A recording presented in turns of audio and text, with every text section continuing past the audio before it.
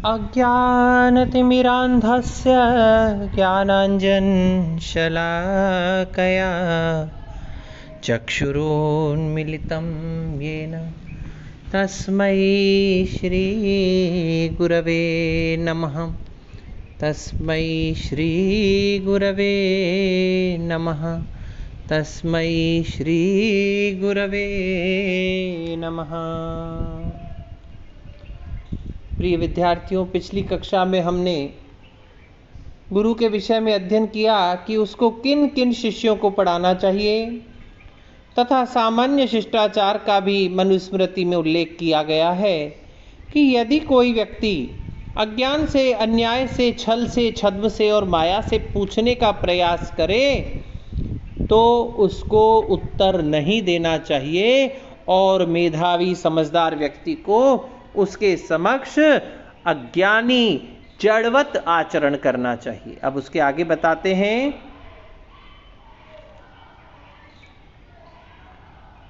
अधर्मेण य च प्राह यश्च अन्यायेन पृच्छति। देखिए, इसका दो प्रकार का अलग अलग पाठभेद मिलता है। एक जगह लिखा हुआ आता है अन्यायेन च य च प्राह यश्च अधर्मेण पृच्छति तयोरन्यतरः प्रेति विद्वेषम वा अधिगच्छति।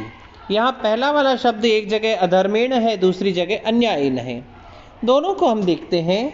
अन्वय देखिए इसका, यश्च अन्यायेन, यहाँ अधर्मेण भी मान सकते हैं। यश्च अधर्मेण प्राह यह च अधर्मेण पृच्छति तयो अन्यतरम प्रेति विद्वेषम वा अधिगच्छति।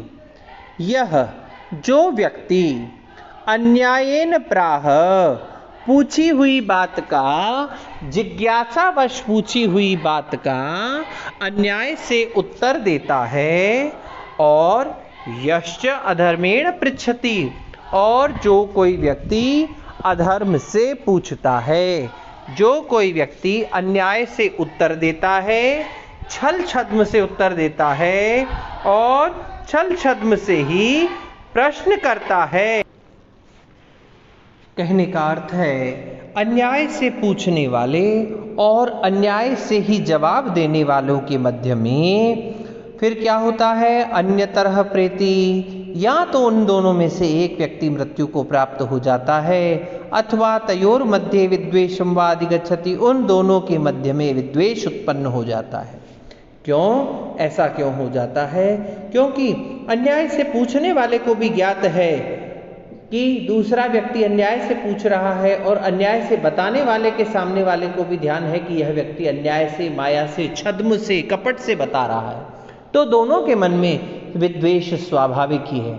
देखिए, मान लीजिए दो मित्र हैं, उसमें से एक मित्र को पता है कि इस मित्र के साथ क्या समस्या है। अब दूसरा भी ये जानता है कि मेरी समस्या के बारे में इस प्रथम को जानकारी है। अब उसने पूछा, बड़े व्यंग्यात्मक तरीके से उससे पूछा, अरे भाई तुम्हारे साथ क्या हुआ? अब वो बेचारा भोला बन करके या जानकारी होते हुए भी उसको बताता है, कल मेरे साथ ऐसा हुआ।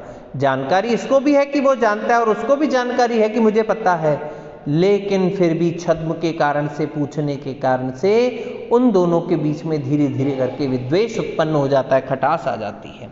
इसीलिए ना तो अधर्म से पूछना चाहिए और ना ही अधर्म से बताना चाहिए।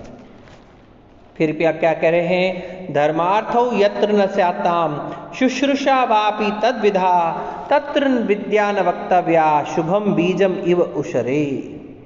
यत्र धर्मार्थौ न स्याताम, जहाँ पर न धर्म हो, न अर्थ हो, न वापि शुश्रूषा तद्विधा, और न ही उस प्रकार की सेवा हो। ना तो व्यक्ति धर्म के विषय में पारंगत हो, न अर्थ के विषय में हो, और न ही वह सेवा करता हो, तत्र विद्या न वक्तव्या, वहाँ पर विद्या नहीं कहनी चाहिए, अर्थात वहाँ ज्ञान नहीं देना चाहिए। किस प्रकार से? ऊषरे शुभम बीजम, जिस प्रकार से ऊसर भूमि पर, बंजर भूमि पर शुभ बीज को, बड़े अच्छे सुंदर क्वालिटी के बीज को नहीं डाला जाता है, उसी प्रकार से जो व्यक्ति ना तो धार्मिक हो, ना अर्थ से संपन्न हो, और ना ही वह सेवा करना चाहता हो, गुरु की सेवा भी न करना चाहे, अर्थ से भी सेवा न करना चाहे और धार्मिक भी न हो, तो ऐसे व्यक्ति के विषय में कहा गया है कि उसे ज्ञान नहीं देना चाहिए, उसको विद्या की उसको विद्या प्रदान नहीं करनी चाहिए, क्योंकि उसको दी गई विद्या ऊसर भूमि में डाले गए उत्कृष्ट कोटि के बीज के समान निष्फल हो जाती है। आगे देखिए, विद्ययैव समम कामम मर्तव्यम ब्रह्मवादिना आपद्यपि ही घोरायाम न त्वेनामीरिणे वपेत। अन्वय देखिए, ब्रह्मवादिना विद्यया एव समम कामम मर्तव्यम ही घोरायाम अपि आपदि एनाम इरिणे तू न वपेत। क्या कह रहे हैं? ब्रह्मवादिना, ब्रह्मवादी व्यक्ति का, जो ब्रह्म का ज्ञान दे रहा है, जो वेदों को पढ़ा रहा है, वेदों का उपदेश करता है, ऐसे गुरु के द्वारा विद्या एवं समम कामम मर्तव्यम, भले ही वह अपनी विद्या के साथ, अपने ज्ञान के साथ मर जाए, घोरायाम अपि आपदी, घोर आपत्ति काल में भी, आपत्ति काल ही नहीं, घोर आपत्ति काल में, बड़ी ही विपत्ति की स्थिति भी आ जाए तो भी एनाम इरिणे तू न वपेत, इसको ऊसर भूमि में न बोए, अर्थात किसी कुपात्र को ज्ञान न देवे। गुरु के लिए निर्देश किया गया है, जो भी गुरु वेदों का, उपनिषदों का, ब्रह्म ज्ञान को देने वाला है, वह चाहे अपनी विद्या के साथ मर जाए, लेकिन उसे किसी भी कुपात्र शिष्य को दान में नहीं देना चाहिए। तब प्रश्न किया कि अगर विद्या हो सकता है उस गुरु के साथ ही चली जाए, तो कहते हैं कि भले चली जाए, लेकिन अगर किसी कुपात्र को उस विद्या का दान दिया गया, तो हो सकता है समय आने पर वह कुपात्र उस विद्या के द्वारा कोई अधर्म, अनीति का आचरण करे, और संसार को हो सकता है उस विद्या के न होने से उतना नुकसान न हो, जबकि उस विद्या के दुरुपयोग होने से जितना नुकसान होगा। तो इसीलिए कहा गया कि किसी ज्ञानी व्यक्ति को अपनी विद्या के साथ ही भले मर जाना चाहिए, लेकिन उसको किसी भी व्यक्ति को, कुपात्र शिष्य को दान में नहीं देना चाहिए। मुझे ध्यान है कि जब हम पढ़ते थे, हमारे मैडम बताया करती थी कि उनके गुरुजी थे। अब उनके गुरुजी ये बात उनको बताया करते थे कि मेरे पिताजी स्वर्ण निर्माण की कला जानते थे। क्या होता था, अब ब्राह्मण, पुराने जमाने के ब्राह्मण विद्वान थे ही, कभी कभी कोई घर पे आ जाता था, अपनी भाई गरीब हूँ मैं और मेरी पुत्री का विवाह करना है और ऐसा और वैसा, किसी आपत्ति काल में पड़े हुए, आपत्ति में, विपत्ति में ग्रस्त इंसान अगर कोई उनके पास आ जाता था मदद मांगने के लिए, तो पहले वो उसको पहचान करते थे कि यह जो व्यक्ति मेरे पास आया है, क्या यह सच्ची में आपत्ति में है, विपत्ति में है, क्या यह कोई परेशानी झेल रहा है, क्या सच्ची में इसको अपनी पुत्री के विवाह हेतु धन की आवश्यकता है। जब वो इस बात से पूर्ण रूपेण संतुष्ट हो जाया करते थे, तो एक कमरे में जाकर के उसकी इच्छा के अनुसार, अर्थात उसको जितनी आवश्यकता है उतना सोना बना करके वो ला करके दे देते थे। कहते हैं कि उनके पिताजी स्वर्ण निर्माण की कला जाते थे, लेकिन मरने के समय भी उन्होंने उस विद्या का ज्ञान अपने किसी भी शिष्य को, यहाँ तक कि अपने पुत्र को भी नहीं दिया। क्यों नहीं दिया? क्योंकि उन्होंने उसमें ऐसी कोई अर्हता, कोई योग्यता अपने किसी शिष्य में नहीं समझी। तो कहने का तात्पर्य यह है कि वह ब्रह्मवादी व्यक्ति, ज्ञान वाला व्यक्ति, विद्या वाला व्यक्ति अपनी विद्या के साथ चाहे मर ही जाए, किंतु उसे कुपात्र शिष्य को दान न देवे।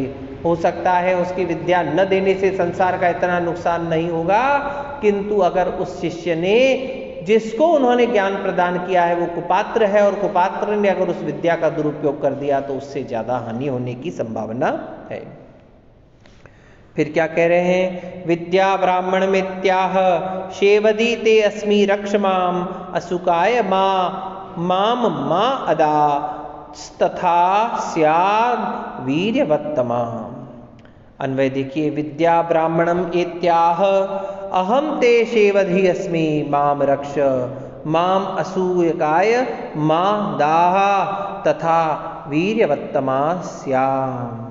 क्या कह रहे हैं? विद्या ने एक बार ब्राह्मणम इत्याह, एक ब्राह्मण के पास आकर के और कहा, अहम ते शेवधि, मैं तेरी संपत्ति हूँ, मैं तेरा भंडार हूँ, मैं तेरा खजाना हूँ। शेवधि से तात्पर्य संपत्ति, भंडार, खजाना।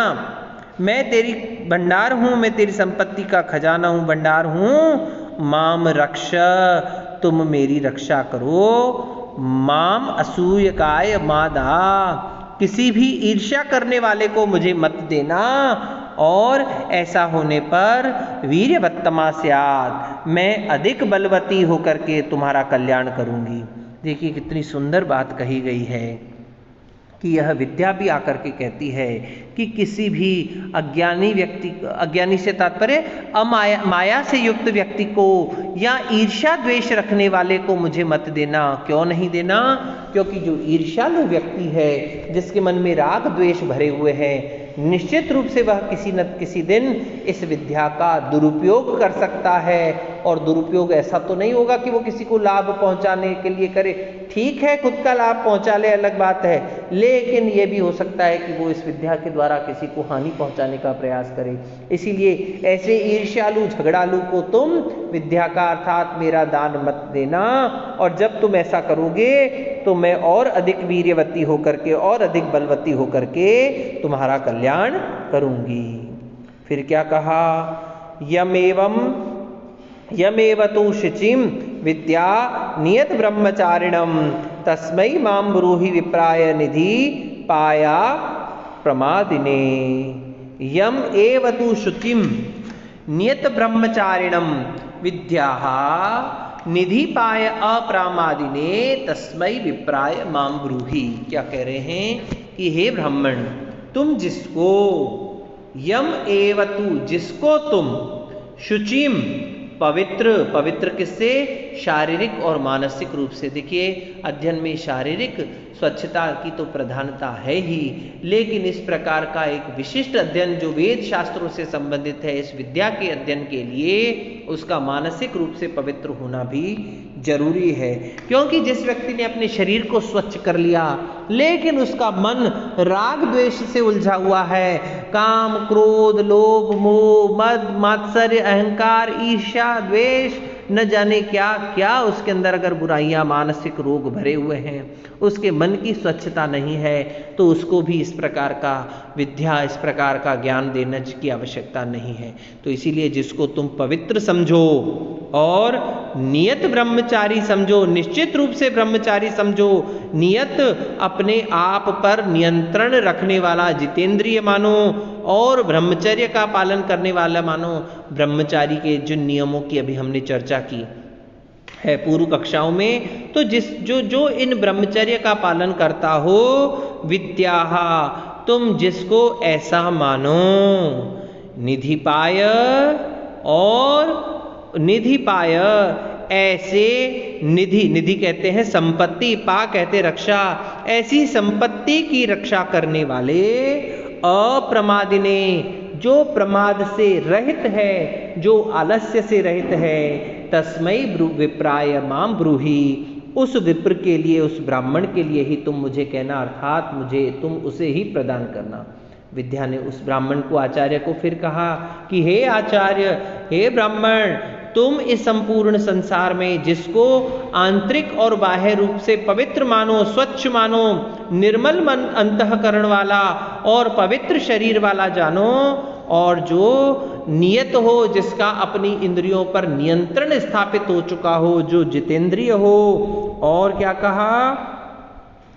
ब्रह्मचारिणम, जिसको ब्रह्मचारी समझो। देखो पवित्र भी होना चाहिए शारीरिक और मानसिक रूप से, जिसका अपनी इंद्रियों पर, स्वयं पर नियंत्रण होना चाहिए, और जो ब्रह्मचर्य का पालन करे, ब्रह्मचारी से संबंधित जितने भी नियम बताए गए उन सब का पालन करे, ऐसा तुम जिसको मानो, ऐसे निधि पाय, निधि की पा अर्थात रक्षा करने वाले, संपत्ति की रक्षा करने वाले अर्थात मेरी रक्षा करने वाले, अप्रमादिने, प्रमाद से रहित, आलस्य से रहित, कर्मशील, क्रियाशील, सावधान व्यक्ति को ही तुम मुझे देना, जो मेरी रक्षा कर सके, जो आलस्य रस से रहित होकर के मेरा प्रसार प्रचार कर सके, मेरा अध्ययन कर सके और अध्यापन करा सके, ऐसे ही ब्रह्मचारी के लिए तुम मुझे दान में देना।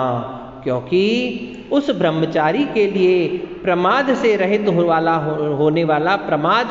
होने वाला और निधि की अर्थात इस विद्या की रक्षा करने वाला होना चाहिए, आवश्यक है। ऐसा ही व्यक्ति उस निधि की उस विद्या की रक्षा कर सकता है और उसका प्रचार प्रसार कर सकता है, जो कि आलस्य से रहित हो। तो इसके बाद में आगे और महर्षि मनु क्या बता रहे हैं, इसके विषय में चर्चा हम करेंगे कल।